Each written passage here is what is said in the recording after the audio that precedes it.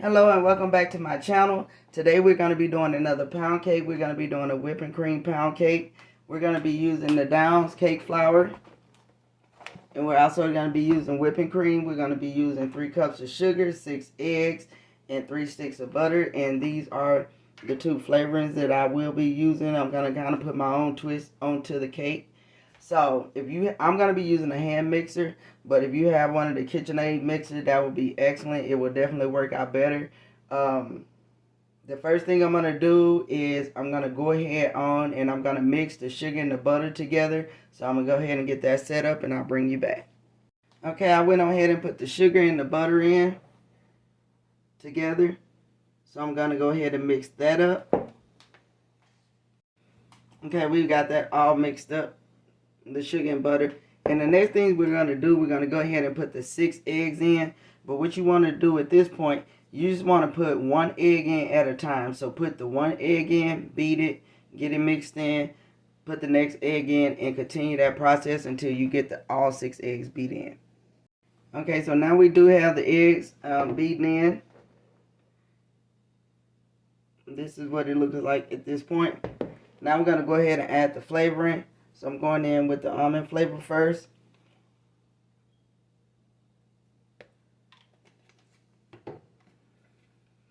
Then the cake batter.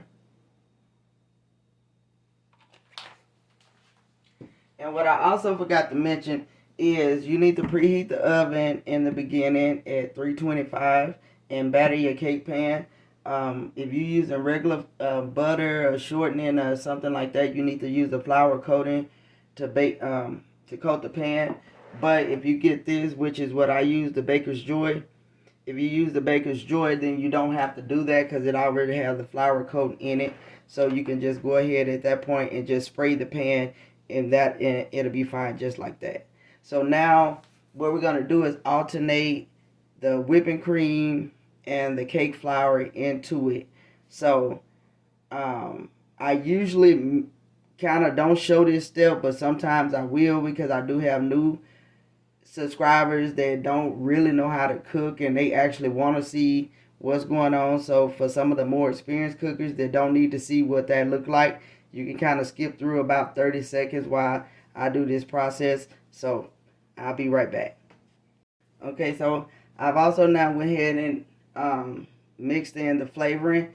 So again, that's what it looks like. And for those that need to know, when it says to alternate the flour, you're just going to put some of your flour in like that, and you're going to go ahead and mix it in.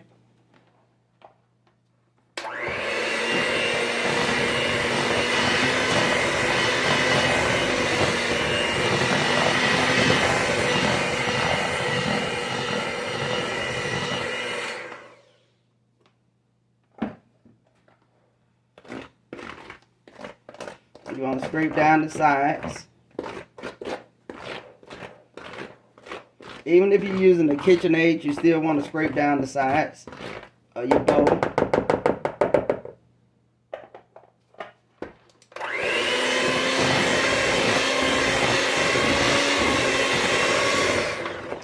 Now you're going to pour in maybe about half or a third of your whipping cream.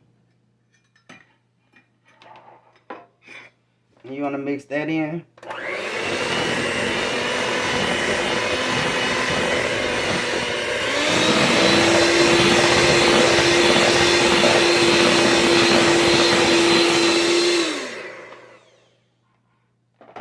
Okay, and this is where we at now. I'm going to go ahead and scrape down my sides of my bowl, and I'm going to continue the process till I get all of that mixed in. Okay, the cake is completely mixed up and going into the oven now. So, I have a 10-quart cake pan. 12-quart would be a lot better if you have it, but I don't all my cake pans are, at this point is 10 quarts. This is a lot of batter and it's very thick. So I'm going to go ahead and pour the batter in, and with a 10 quart you'll usually have some left. And what we're going to do after I get it poured in, we're going to put it in the oven at 325. Depending on your oven, between an hour and 15 minutes to an hour and 30 minutes. But I will set my timer at an hour and 15 minutes and I will start checking it. So I'm going to go ahead and get this batter poured up. Okay, everyone, I did get it poured up. It's in the pan now. And actually, I got all of it to fit this time. So we're going to go ahead and get it cooked up, and I will bring you back with the finishing product.